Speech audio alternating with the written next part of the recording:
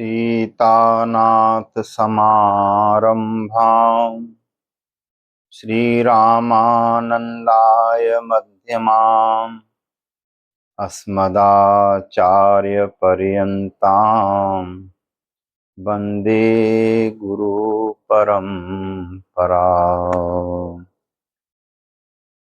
वाञ्छाकल्पतरुभ्यश्च कृपा सिन्धुभ्य एव च पतितानां पावनेभ्यो श्रीवैष्णवेभ्यो नमो नमः।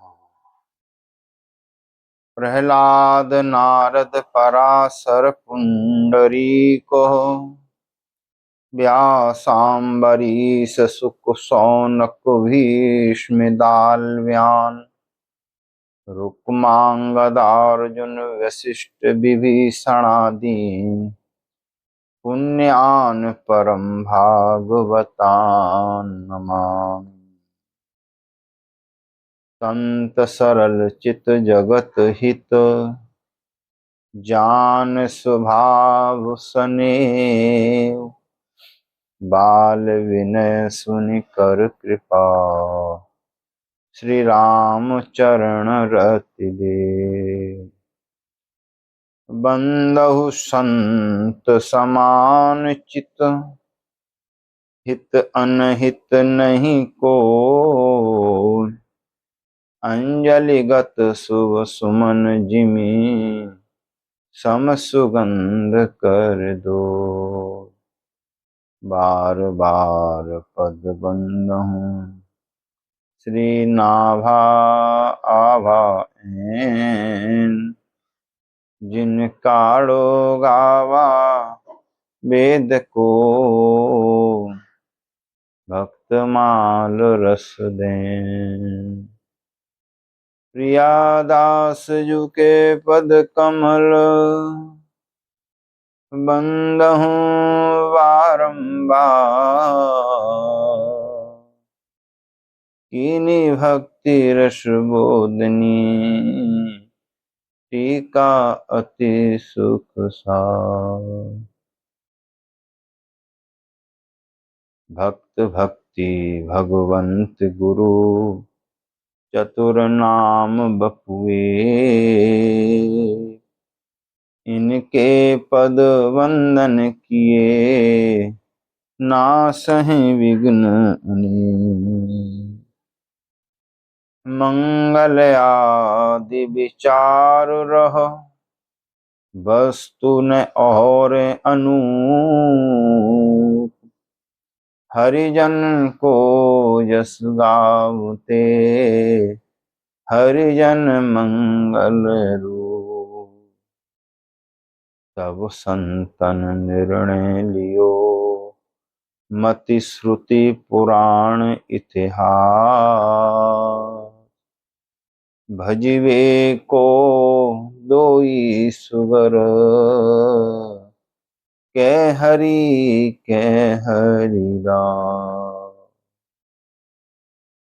श्री गुरु अग्रदेव आज्ञा दई हरि भक्तन को यस गान